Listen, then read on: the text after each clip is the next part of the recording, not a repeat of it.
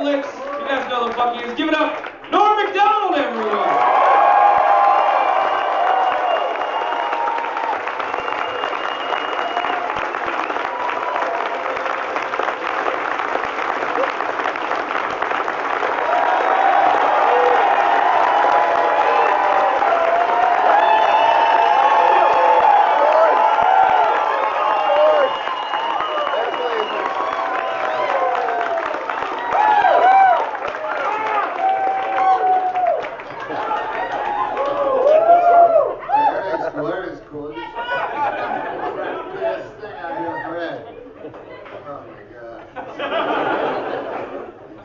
Hey, listen, this is what happened on our way here. Just trying to get everything figured out. All right. I'm centering myself, you know. So, I come to Portland, right? Now, the driver picks me up, okay? And from the airport, he's driving me to the hotel, and he says, now listen, this didn't happen this trip. I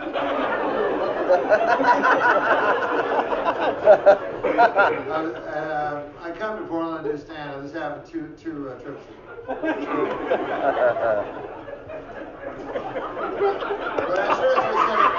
I probably should have said it happened this trip, you know. But then I feel somebody would go, hey, wait a second. I was here 2 trips ago. So, but it was the only funny thing that ever happened to me here. I'll do it again. I'll tell you that in a second, right? But it has to do with this. This is what the driver said. And this is what I've noticed. I've noticed this time in Portland more than 2 trips ago. I've noticed that, like, there'll be a door, right, on a place of business, and on the door it says, we welcome everyone, you know, black people, white people, trans, you know, gay people, it doesn't matter. We welcome your business, which I thought it's sort of courageous, you know, here in 1954.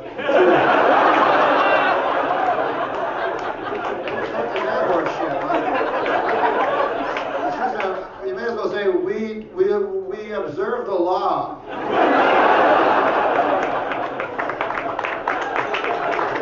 If you'd like to, you know, it was our choice. You know. And then if you have nothing on your door, when people are like this, racist. Doesn't allow people in. And look at the door. A bucket of paint is like that, right? But this what happened 2 times ago when I was in Portland in a cave, and it's sort of the same kind of theme because the driver picks me up, right? And he's driving me to the hotel, and he goes, I'll tell you something about Portland. There's no racism. But I was like, come on, now there's racism. You know, it's universal, right?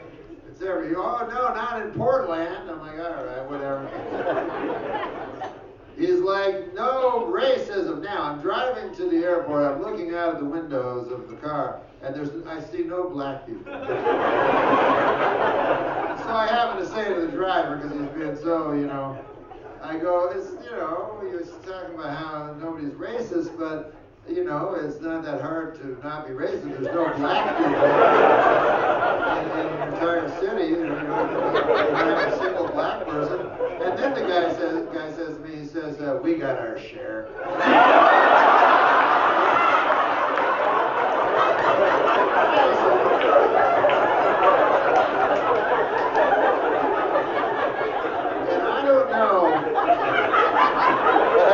What it is about driving a car for a living, but it makes you a racist, or you are, every cabbie I've ever had, racist.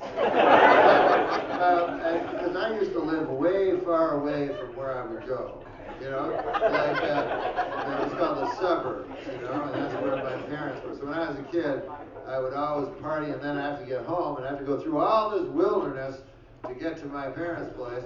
And so I'd have to take a cab, and every time the cab is a racist. And that was like 20 miles of the guy's racism. You know? And then, you know, you go, what do I do? Like, you should tell the guy, look, you're wrong. But I don't know, I just want to get home. I'm half drunk. I don't want to be on crossfire with this guy. I just want to get home. So I agree with whatever he says, which is not good. Because that makes it more racist. Like, I guess everybody thinks the same thing, but I just want to get home. I don't say anything, but I just agree. Which is just as bad, I guess, you know. But by the end of the drive, I'm like, yes, he had the right idea. Please, just over.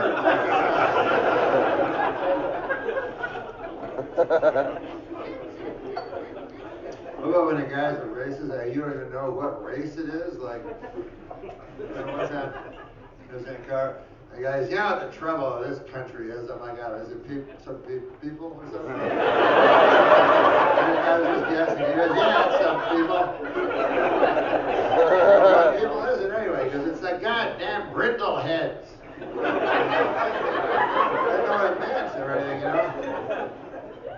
And I remember I looked it up that night, brindle, and I couldn't even make any, there was no such thing. So I've always wondered, because maybe he was right, maybe that is the problem.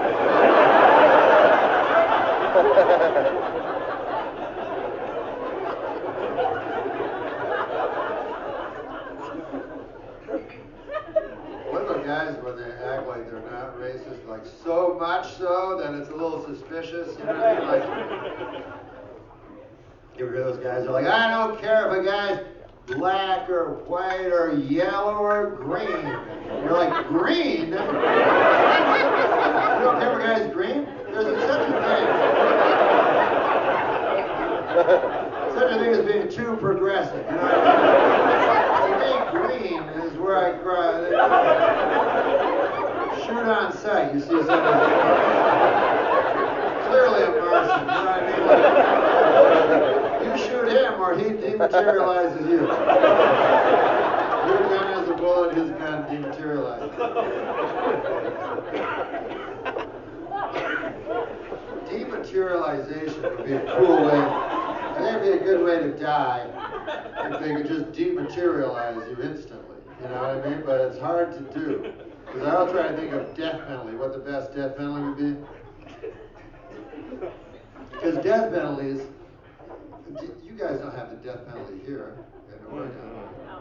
You don't have it in California. I don't like the death penalty. I'm against the death penalty. Because I feel, I don't know, I feel, you know, I don't like it. I just, it doesn't really matter what I feel. But I do notice this. You ever notice, like, sometimes the death penalty, you think, it never seems to match the crime. You know what I mean? Like sometimes it doesn't. The guy kills the president. That guy should be killed. You know, he killed the President Kennedy. Or, you know, that boy blew up. I think he should be killed. But most of the time with these death penalty cases, it's such a small, you know, they took lives, but for such pointless fucking, they weren't thinking, you know.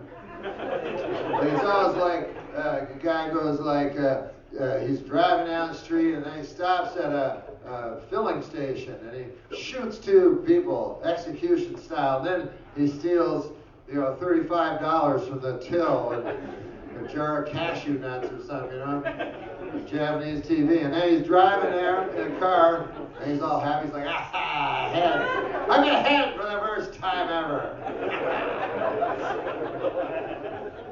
I'll pull into this bar and brag about it to everybody. So they always get caught. Otherwise, they'd never get caught ever. They have to brag it to everybody. So then they go to, they get the death penalty. And that's tough, you know. Imagine if you're charged and they go out there, you're guilty, everybody knows you're guilty, you know. There's no, then it's time for the penalty phase, and the judge has to decide what you get. Life or death? The opposites. Polar opposites. Direct opposites. I don't like saying polar. I shouldn't stop saying that. I don't know why, but I I was thinking about one day polar opposites, right? And then you go, wait a minute, the North Pole and the South Pole, they're pretty fucking similar. They're almost exactly alike. But anyways, that had nothing to do with it. But the life or death. So first the guy's hoping for life. He's like, geez, I'd like to get some life, you know? And what about those guys that go, you get 35 straight life sentences for 10,000 years? Like, that doesn't seem fair. Crux.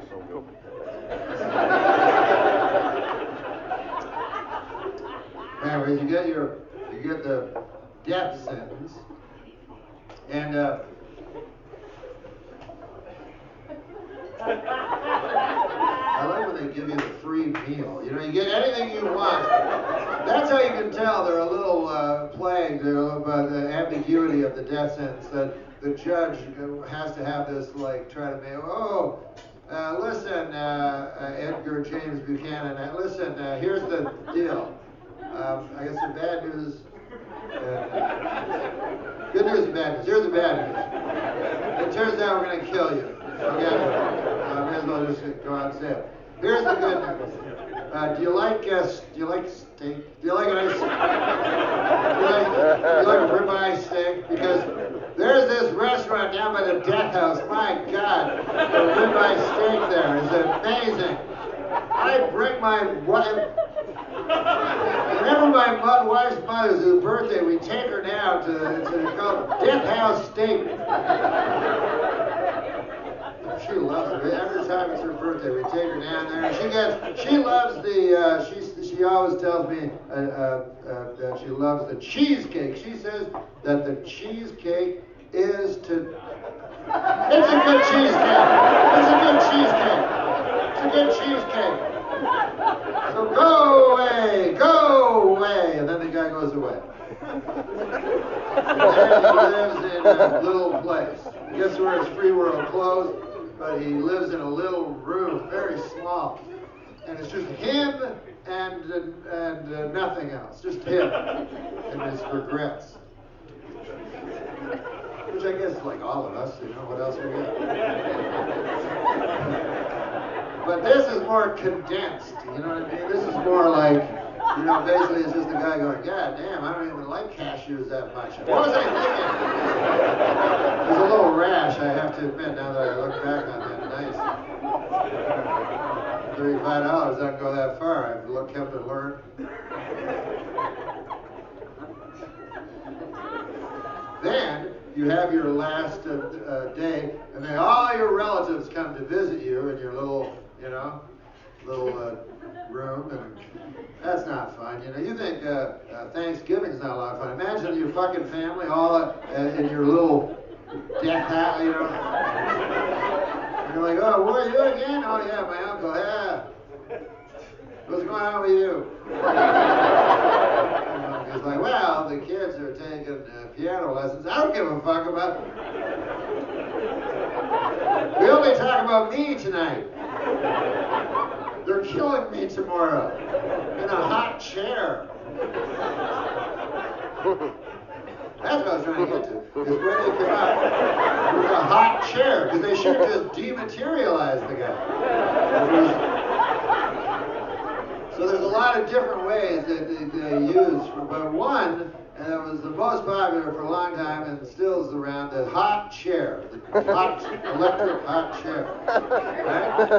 Now, who the fuck thought this up? I mean, everything I go, look, man, this guy's a human garbage the way he killed all those, you know, he's got to die, you know, we have to extinguish his life, but how? Anybody got any ideas? Yes, Fred. What about hot chair? Okay, listen, hey, are you talking about a chair that's hot? Like after your uncle gets up and he gets in it? What kind of chair is hot? Well, no, hotter than that. I don't get you, Fred. Hotter, I'm saying. It's so hot, it plugs into the wall, and then it gets hot, the chair, and then you're sitting in it, you start getting hot, but very, very hot. So hot that your innards start boiling and everything, and like your viscera begins to liquefy, and then, you know, 20 minutes later, fucking starts bubbling out your head, your brain, and fucking just all Excellent, Fred. Well, we can stop now. We don't need any more. If only people were more like Fred with his ideas. Maybe we can get... So then you got to walk a mile with a sad-faced pastor. You don't want a sad-faced pastor. What do you give him, a whore or something? It's a hardened criminal. What does he want with a sad-faced pastor? Then he has to walk a mile. I don't know why that's there. You know, he's like, you know. A mile's a long way for a hardened criminal. And he's got, leg irons. He's like, how much longer? 3/4 of a mile. Walks and walks and walks. Finally get there, and then there's the hot chair. It's like, there's the hot chair. And then there's a red phone. That's his last hope, is the red phone. Because the red phone is connected to another phone that sits beside the couch of the governor while, he is asleep watching Webster. And then the guy goes and he's like, oh, it rang! And then they go, no, it didn't. And people always think that. That's a little trick your ear plays on you. They explain, all right, we'll sit in the hot chair. And then the guy sits. Anyway, the dematerializing. That's what I was trying to get to. Because when you crash in an airplane, you dematerialize. I realized this because I took an airplane from Las Vegas to here. And if you crash on an airplane, it struck me, in a sudden. But think about it. If there's an airplane crash, they will come over with cameras and show it like a video, right? Or they'll take pictures. They don't do that with a car crash, because you'll see a guy like that. But they'll take a picture. There's an airplane. There were 300 people on the airplane. They just take a fucking picture of it, and then you look. There's no guy like, There's no guy at all. There's no people. You're just dematerialized. You're just reduced to like stuff. You don't even see a human. You see a little doll. They'll always show a doll. They survive. The people, they're stuff. It's just you're a plane load of stuff. That's what they find. God damn, there's a lot of stuff in this plane. Look at this. It's stuff. And then they have to get that stuff, right? And they have to they call it the remains. It's a nice word, The remains. Like the remains of the day. The remains of Phil. But it's just stuff. And and of course the victims want not the victims, but the relatives of the families of the victims want the remains. They go, God damn, I'll let you get the remains. Because I can't go to sleep. It's been a week now, and I can't get any sleep. I got insomnia. All I think of is Phil and his face and how his last moments might have been. If only I could see a bunch of his remains. Then I feel I could finally get a nice sleep. Put this whole thing behind me. If only I could look at a bunch of his remains. And then, again, this is stuff, ashes to ashes, and so you go and you're not going to get, let's be honest, they're not going to say, hey, look at the, what is that golden lock of strawberry blonde that look a little like Alice over in that scene. Didn't somebody find a splinter of bone that looked like a little bit like Alice's knee bone? Are you fucking crazy? All they do is maybe they find your ID, go, look, man, this guy named Norm, 190 pounds. Okay, shovel 190 pounds of stuff. Come on, shovel that into a bag. You write Norm on the side of that one. Norm's mother when I see that. And then my mother gets it. She's like, excellent. Well, that's that. Hey, I don't remember Norm having 3 eyeballs. I guess none of us really knew him.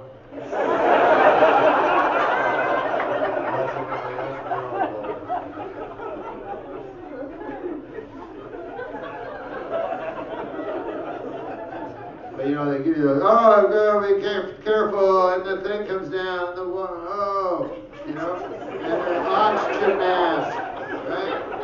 The oxygen mask, and if you breathe, you make sure you use your oxygen mask, and first put it on you, and then your little child. You're like, that was my plan, you have to blab it to everybody. I always take the exit row because you get extra leg room, right? And it's free. And all you have to do to get the extra leg room, all you have to do is lie. A stewardess comes up, and not a stewardess, but a lady that's a flight attendant. Whatever, the words change. So when I was young, if you were a woman and you were a flight attendant, we called you a stewardess. You know what I mean? That's the way it was. And if you were a man and you were a flight attendant, then we would call you a, whatever. I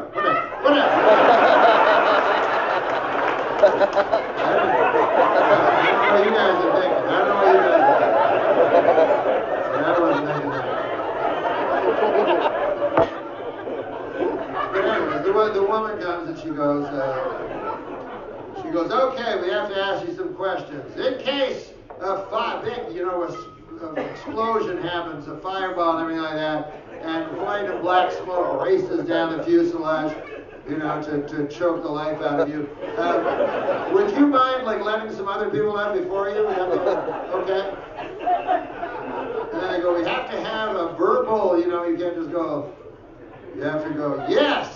Because it's binding, or I don't know what. Of course you wouldn't, but you have to say it, You don't lie. Sometimes when you lie, you go too far. That's what I always do. I go, yes, I would do that. I'll do it, that's for sure. Here's the funny thing, I was going to ask you if I could do it. Weird, right? I think it's well worth the extra 6 inches of leg room. Please, extra.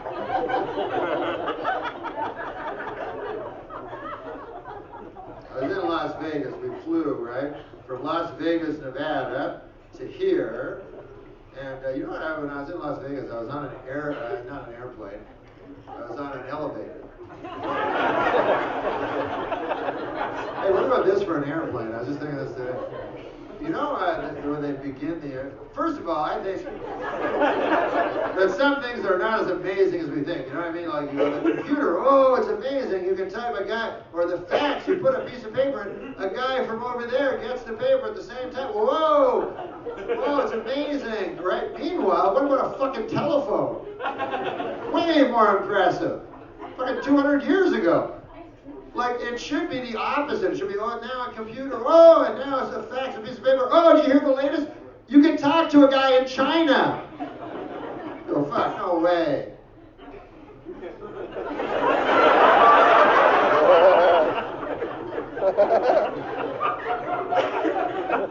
That's amazing. That you can talk to a guy in China 200 years ago. A man in China. But this is what I think of flying, because they have the Wright brothers. They show up in Kitty Hawk, right? And they show them taking off, and then they last for about 12 seconds or something, and then everybody's like, yeah, yay for you guys, you're the best, right? Meanwhile, there were all these other guys right before the Wright brothers that were trying the same thing. Most of them made the mistake of making their which makes sense, because you are ripping off a bird. Even the Wright brothers were ripping off birds, But all the other ones, all these other people that were contemporaneous with the Wright brothers, who were also trying to solve, flight, the mystery of flight, and how to make flights, What do you ever hear of them? You never see them. The only time you see them is they'll show when they crash, and they even use that music, that Benny Hill music. It's crashing and people are dying. And it's dying of fire. He only lasted 9 seconds. What a fucking idiot. Those Wright brothers went about 12. But that's not the point. The point is I was on an elevator. I was on an airplane. I'm coming down in the elevator in Las Vegas. Now, here's the way you got to know about Las Vegas. A lot of people go to Las Vegas and they want to break the bank. They want to beat the system. They want to make some money. And so they come with systems. You know, they have systems that are going to win. And sometimes, I don't know, you know when you just hear a snippet, this is my favorite thing, when I just hear a snippet of a conversation and I can imagine an entire scenario around that little snippet. And this is what I heard. I'll give you an example. One time I heard a snippet. There was two homeless guys sitting beside each other, and one of the homeless guys says to the other guy, he says, "When the fuck were you ever goaltender for the Montreal Canadiens? Come on, man." So he'd had enough of this guy's horse shit.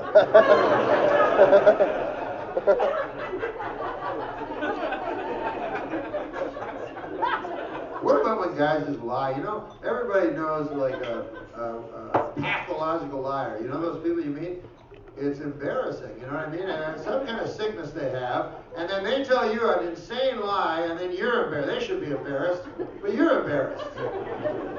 So anyways, I had this job, right? I was washing dishes and I had this other guy that was washing dishes beside me, right? His name was Tony. He washed the dishes, and I also washed the dishes at this restaurant. It was called the Old Spaghetti Factory, right? You know that place? It's an excellent place.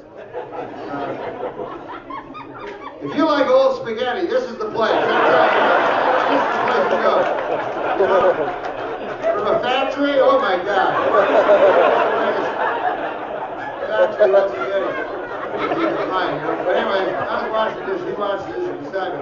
So this is in Etobicoke, which is like a suburb of Toronto. So I say to him, "Hey," I go, Bruce Springsteen was just in Toronto last weekend. He's like, "Yeah, I partied with him." I'm like, "Oh, ha." I didn't know how to react. And then they always are suspicious, you know, and so he says, "You can ask my cousin." I'm like, "Oh, okay." I tried to wash my dishes. I didn't want to phone his relatives. You know, I'm like, "Excuse me, are you Tony's cousin, the cousin of Tony?" "Yeah, that's right. I wash dishes beside him." "You wash dishes and I wash..." "I'm phoning to confirm some outlandish horse shit he told me." I can do that. But I'm in the elevator, so I hear a snippet, and this is what I hear, right? And I believe that from this snippet, I understood that I was watching a system, because these systems that come, people come to Vegas and they play these systems, and believe it or not, sometimes these systems actually don't work at all. I viewed like the unravel of a system, because I was on the elevator, it was the guy and his wife, and the guy says to his wife, "I don't give a fuck what I said, give me the money, come on." I worked for that money, it's my money, you know, so I think he was calling an audible on his system, you know, he was going to take the rest of the money, bet it on red, and then if he won, he's going to return, I believe, to the original system. I bet on red. I'm telling you, this is how irrational you are in a casino, right? I go by the roulette table. I say, "I'll bet $200 on red." So I bet $200 on red. Spin the wheel with the gray and the silver ball. The silver ball lands on black. I bet on red, and then I say really loud, I go, "Fuck, I almost picked that." And everyone understood at the table. Everybody understood. They're like, "Oh, you can't overthink it. You gotta go with your first instinct." If you understand anything about the game of roulette, you know, it's just...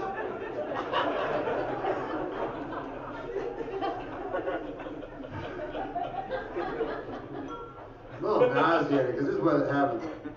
What the fuck? Who fucking puts food in mini bars? Where do they find the people that put the fucking food in the goddamn mini bar? Because if you ever open a mini bar, go, "Hey, it's all my favorite food." A bunch of crazy shit. You're like, "Oh, it's 3 a.m. You know what I'd like to eat? 2 pounds of gummy bears." If only there was a giant weird glass full of cashews where I have to cut open plastic and then figure out the code. Anyway, I got so much fucking gummy bears inside my belly. I ate 50 eggs for breakfast. Eat 50 eggs. Yeah, well. Why didn't you say 40? Why didn't you say 45 eggs? Yeah, well, I guess 50 just sounds like a nice even number.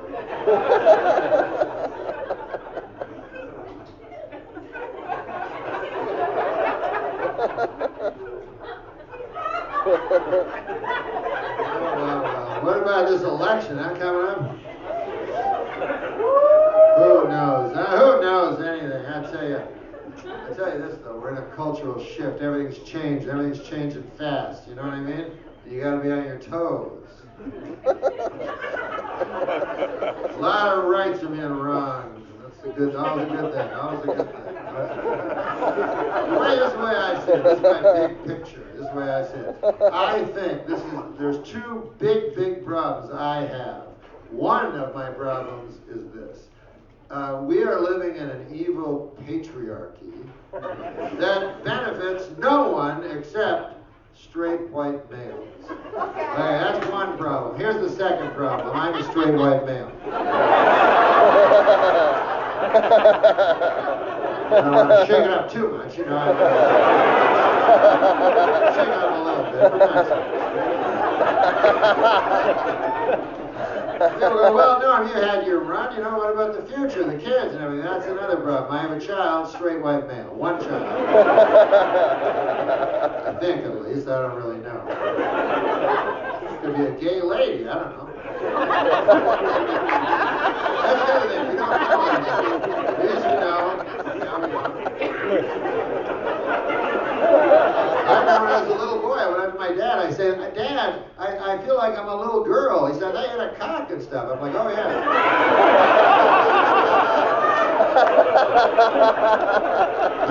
You got me. I only say that to illustrate how faithful my father was.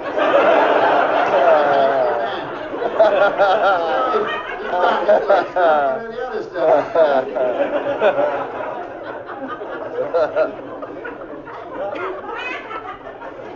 I have a little plan, actually. You know, you got to use your nod. You got to make the system work for you sometimes, right?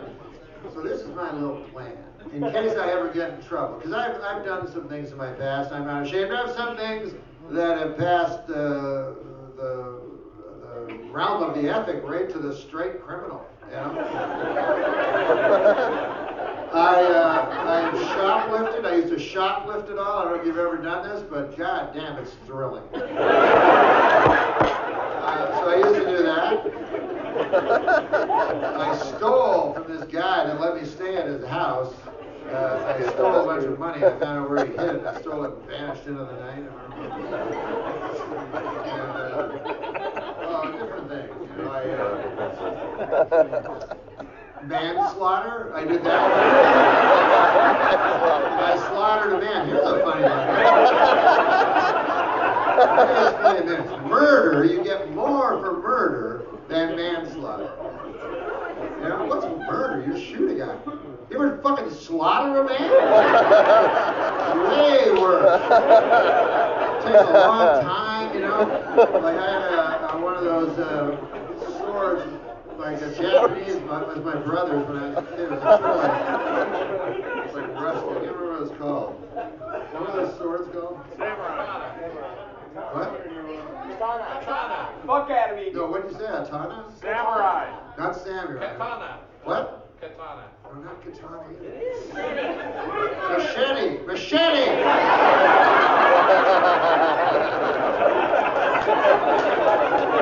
Almost there, but I'm not usually the guy that knows the right word.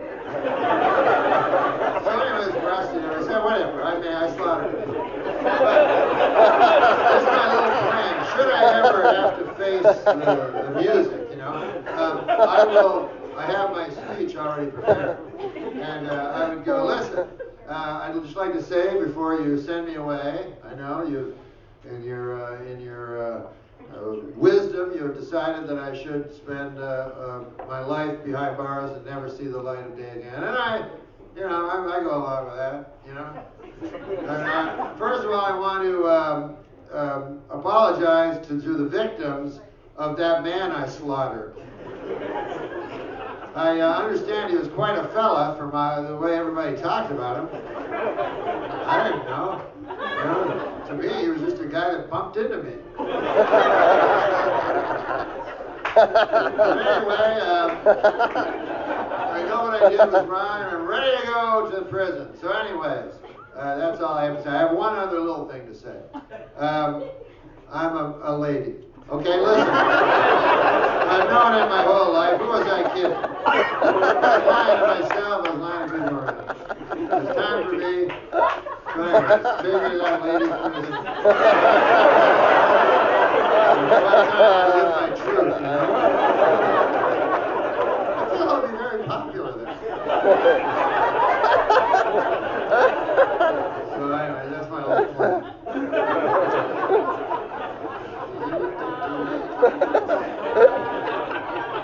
Isn't it funny where sometimes you go, yeah, no, a man that has a cock, he can be a lady too. Of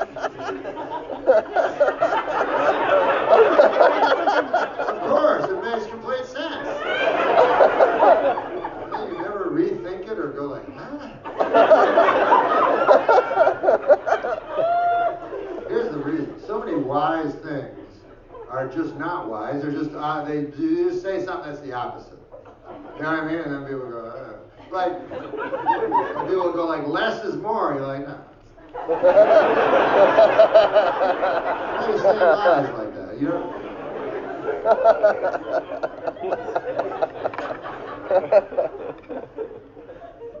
That which does not kill you makes you stronger. No. Makes you way weaker. And then that thing tries to kill you again, and then it kills you because you're weak from the first time it tried to kill you. What the fuck are you talking about? I know it doesn't sound good, my version, you know, it doesn't even fit on the cup. That's what, I like cups, by the way. Think about it, in the old days, if you wanted something wise, you'd have to read an entire book, you know, you'd have an entire 4-volume fucking, like, remembrance of things past, and they go, God damn, look, on page 1811, Proust says something here, it seems wise to me. Meanwhile, you have to go through all the stuff that makes you sleepy to get there. Now, we live in a beautiful world where all you have to do if you want wisdom is to go to a cup store, a store that sells and then you just look at the cups and go, God damn, that cup knows a lot of shit. I can buy that cup and read it every day. But then the next cup is even wiser. You go, holy fuck, that cup's great.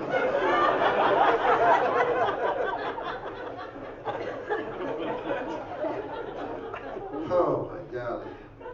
But anyway, the big election coming up, and it's going to be really something, I'll tell you that. I've been watching a lot of Bob Hope on my YouTube. I watch his political stuff, you know. He goes, boy, I tell you, I wonder if this one would still work, because he doesn't work anymore, you know. But I'll tell you, I have a solution, you know, to the energy crisis in this country. And this is what it is, I feel, that if you just went to Capitol Hill and you could harness all that hot air, you know,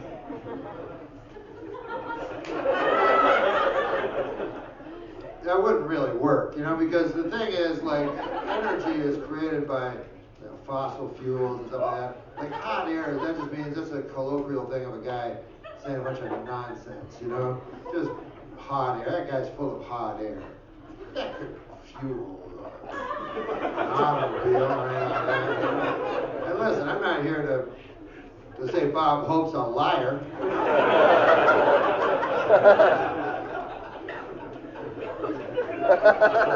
Listen, I don't care if a man's done his time, but I hate a liar.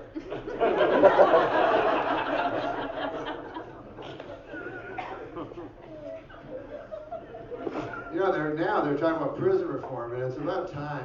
You know, this is one of the, you know, we're talking about the election, remember a couple minutes ago? There's a lot of things. There's crack, you know, there's the opioid epidemic, there's crack, you know, and here's what they don't tell you about crack. It's so good. You never hear that part, right? Whoa, epidemic. You're like, yeah, epidemic of people feeling great all the time. Is that the epidemic you're talking about, where people feel happy all the time? But prison reform, they say, you know, it's not fair because the amount of minorities far outweighs the amount of majorities in the prison system. So it's just not fair. And there's a lot of people in the prison system for non-violent offenses. So anyways, they're going to try to shake it up, and I hope to God they do. But this is what they're missing. They're not seeing the forest for the trees, as the old saw goes, you know? Like, they think from there, wherever they live, they don't know. They haven't been in prison, so they don't understand, you know? They go, well, this is the problem, this is the problem, this is the problem. If you did a poll, if you just went to the prisoners themselves and said, you know, we're going to think of reform, you know, what would you like reform? Every prisoner would go, oh, the ass fucking. Definitely, that would be number one.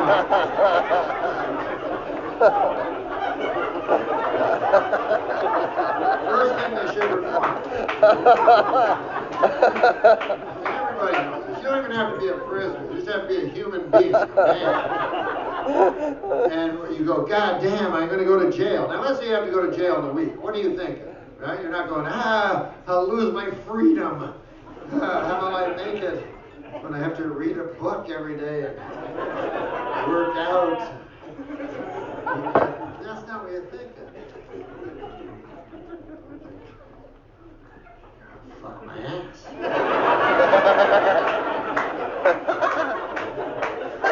Unless I can figure out a way to hang myself.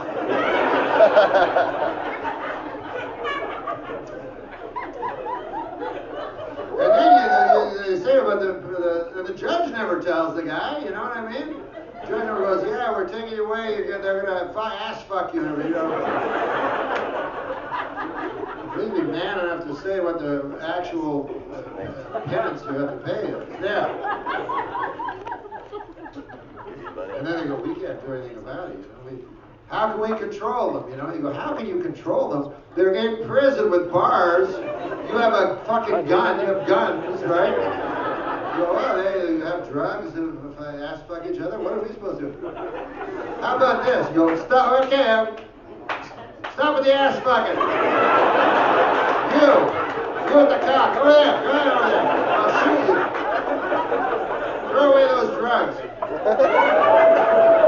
Next person I see ass fucking, I shoot him. Stop it. It's fun to watch, you know? Well, it is fun to watch. Have you ever guys watch gay porn? Holy shit. That's my favorite type of movie. That's my favorite genre. Gay porn. And I'm not gay. Listen, we're all part of a minority in some way, you know, like I'm part of a minority that we never get any, nobody ever has come out. I did, but it didn't, nobody cared, you know, I'm not a big enough star yet, but I am a deeply closeted homosexual, right? Now, people are so confused by this term, I don't know why, but like, cause usually the response I'll get is people go, oh, you're gay? I go, no. Couldn't be farther from the truth. I'm straight, I'm deeply closeted gay guy. I don't even like gay guys.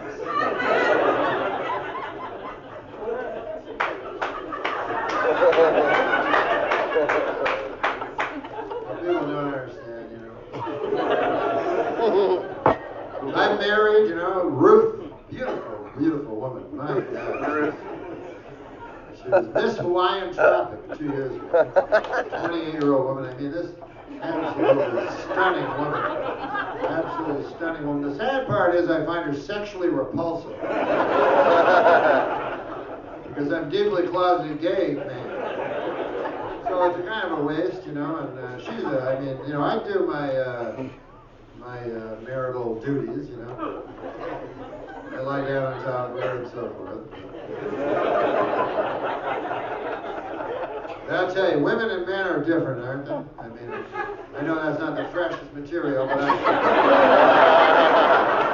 I'm coming from the standpoint of a deeply closeted gay man. I should say, women and deeply closeted gay men sure are different. You know, like after sex, you know, Ruth, she loves to cuddle, you know. I like to vomit, you know what I mean? Like I'll go into the bathroom because I don't want to hurt her feelings. And I vomit like for about a half an hour. She's like, you know, really, yeah. And I'm vomiting, you know. And then I vanish. I just vanish for like 4 or 5 days. And I come home happy.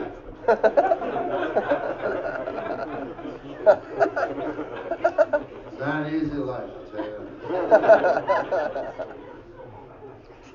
I end up really resenting Ruth. But anyway, I don't want to get into that. And I'm not saying there's anything wrong with gay people. It's just, you know, this is my thing with gay people. They can do whatever they want. Just don't fucking come around me with it. You know what I'm saying? Like, for instance, like, you know what I hate is those, when I go to a gym and they have like a locker room. You know what I mean? Like, why should I go in there, I just go in there and want to just use the towel, get out, you know what I mean? I got stuff to do, you know what I mean? And what do I have to look at? Just the most beautiful, hot asses. You know what I mean? And all their naked splendor is incredible. I'm in there to dry off and get out, you know? Last thing I want to do is be hiding behind a locker furiously masturbating. Anyway, that ain't for me, man. It's like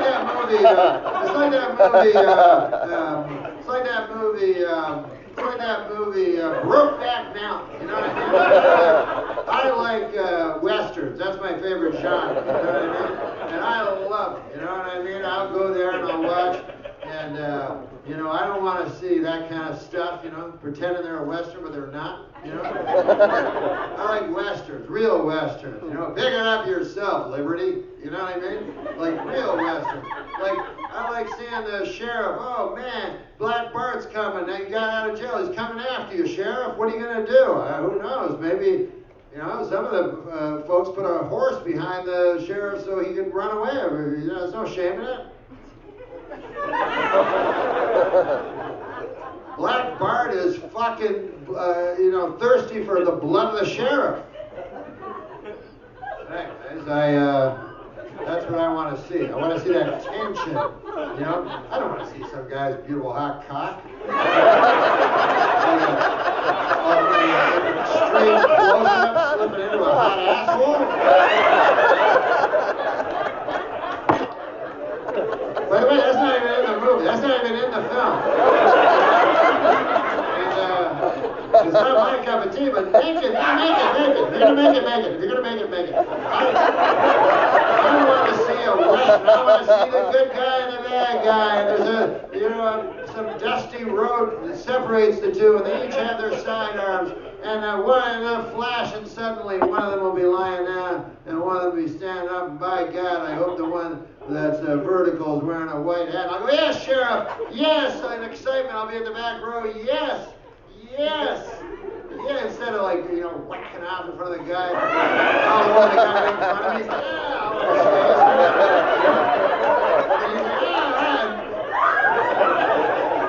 and this guy's so mad, like, you go, God damn. Like, how insecure do you have to be in your own sexuality? To question your manliness just because you got a bunch of my jizz all over your face.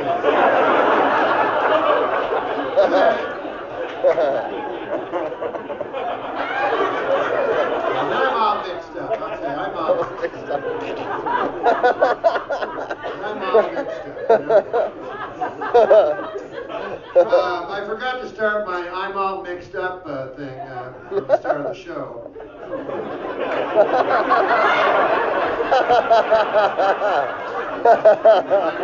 As soon as I said, I go, oh, that should get huge applause, but I forgot I was supposed to say it 30 times before that.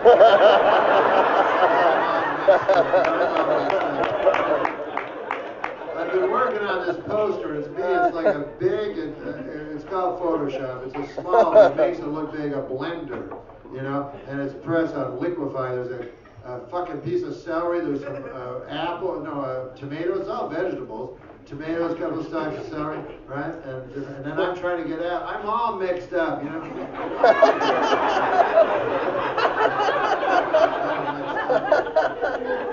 It's just about me being all mixed up with everything that's going on in the world.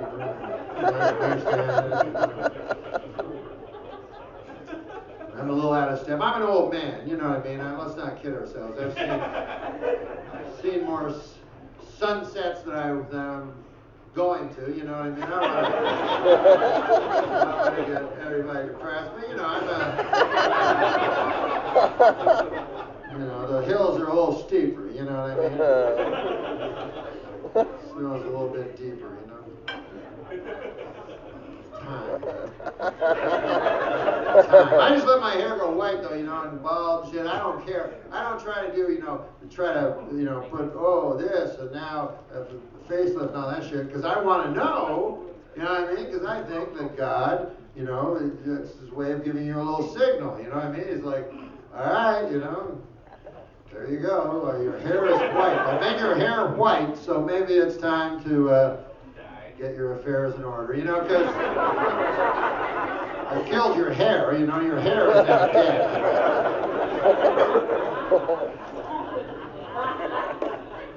You don't want to, die and then be surprised. Some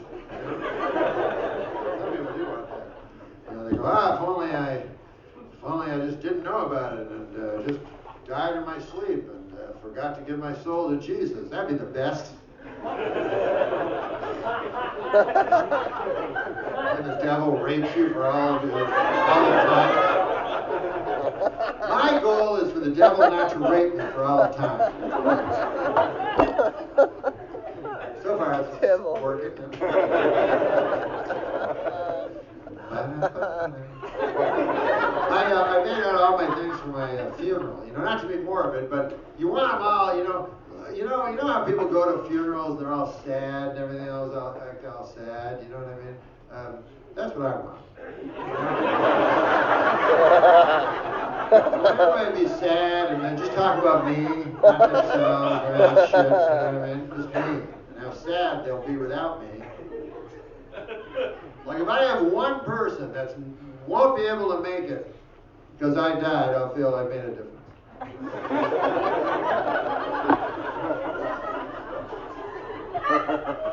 And I have little things for, when I die.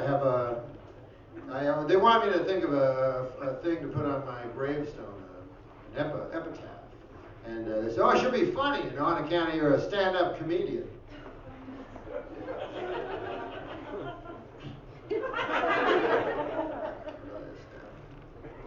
So I thought, you put a joke on there. Yeah, you think that's a good idea, right? You'll share laughter after you're dead. Here's the problem.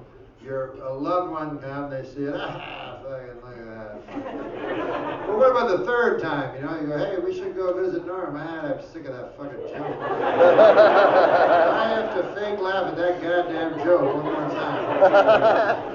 So I don't want to do that. So anyways, what I'm having is a big, it's a big flashing neon light, and it just says 3 simple words. Be sad now. Be sad now. Be sad now. Be sad now. Be sad now for infinity, forever. But I have a little, I want to.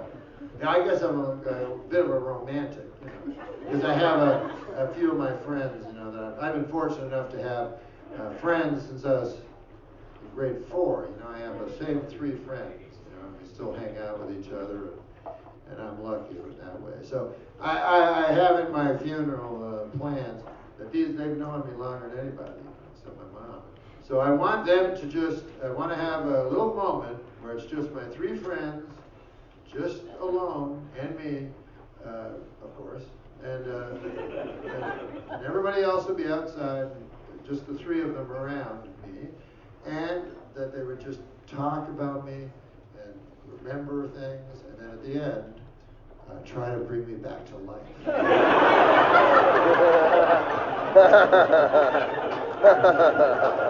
Why not, right? Like every funeral I've gone to, I should shake this motherfucker.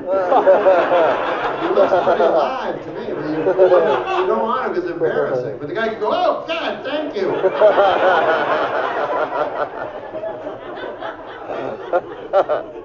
But anyways, the show ended a long time ago, the lights went out. I apologize. I should have told you, but I felt bad.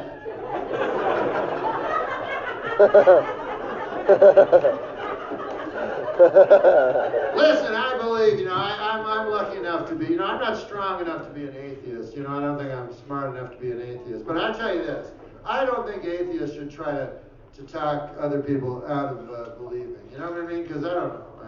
I don't think it's right. You know what I mean? Just because you're smart, you know what I mean? Like, why try to talk other people into it? You know what I mean? I don't understand it. Go, excuse me, you over there, you, with the gleam of hope in your eye. Come on over here. I gotta tell you something. Here's the deal. You live, you get sick, you die, they put dirt on you. You want to come to my house and talk about it all day with me? Me and my buddies, that's all we fucking do all day long. We have podcasts and everything. Would you care to do that? Hey, how about this? They now find out that the historical accuracy of Jesus Christ living at the time is now a fact. But it doesn't really matter to me whether it's a fact or not, because it doesn't really matter if he's a person. He was a person, and if he's divine, he's divine. But it's interesting that they keep finding these new things. So they found a scroll. This completely surprised me. I read it on BuzzFeed. It said, not only was Jesus Christ an actual historical figure, so was Jesus H. Christ. People never do that. And so they read a whole bunch of scrolls, and they're going to bring it out. It's going to be pretty wild. And it's a tragic kind of story. He was also born in Bethlehem, Jesus H. Christ. It's a common name. But what happened was, because he was born very near, and everybody would follow him. Oh, yeah, Master, can I touch the hem? But he's like, no, what? It's the other guy.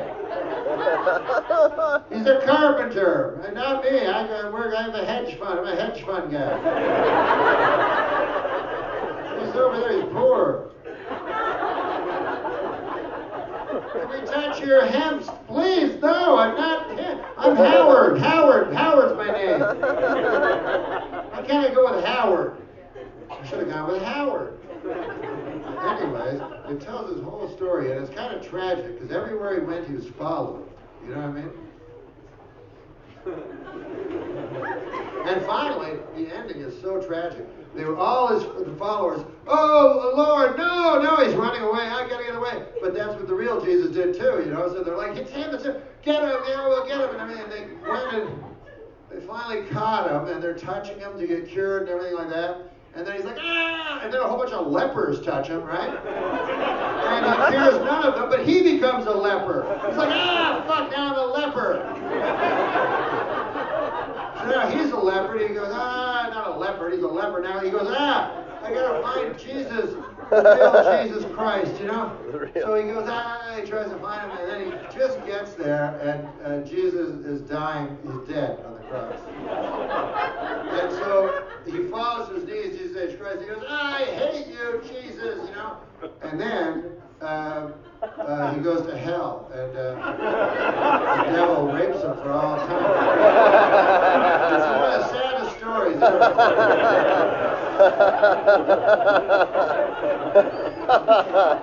I saw a guy though in Calgary, Alberta, right? He was, you know those guys? I saw a guy here. I saw a guy from Calgary. Yeah. Well, yeah, they're amazing. So I go. I don't know why I'm pointing that way, but I saw a guy down the street today that was also a fire and brimstone preacher. But it's a particularly American thing. This guy was from Canada, where I saw in Calgary, and he didn't have the strength to be he didn't have the oratorical skills to be a great fire and brimstone preacher. He's more of a just that Canadian thing hurt the delivery. Like he would go like the wages of sin are death, eh? It was a question, you know.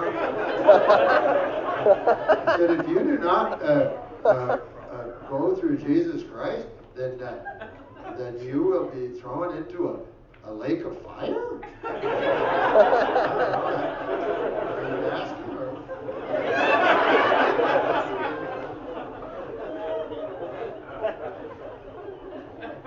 But some people think that Jesus was just an ordinary guy, just a regular guy, you know, and I don't know whether there's no point in that, you know. What do you want to preach that about? And there's nothing in the Gospels that, you know. Imagine that was your sermon, you know. Jesus was just an ordinary guy. Thessalonians 4, verse 1. And Jesus. That's right. Thessalonians 4, verse 1. Jesus was in front of the masses, and behold, they were hungry, and behold, they were thirsty. And Jesus looked down and saw that he had but one piece of fish, and one a loaf of bread, and one a glass of wine. And Jesus said, sorry, man, there's only enough here for me. Jesus was just an ordinary guy. John 4, verse 2. Jesus went on to the moneylenders, and the Sadducees and the Pharisees came upon Jesus, and Jesus looked upon all of the men and women, and they danced in their harlotry. And Jesus called over Paul, and Jesus said, Paul, where is Peter? And Paul brought Peter to Jesus. And Jesus said unto Peter, Peter, upon you shall the rock be built, and upon you the church shall have as its foundation the rock that is you. And Peter said, sorry, man, what was that? I wasn't listening. And Jesus said, it doesn't matter, man, it's cool. And yet Jesus went into the corner and he sulked, and he wouldn't talk to anybody, not even the chicks. Jesus was an ordinary guy. I'm going to work out. Listen, guys, you've been wonderful. I love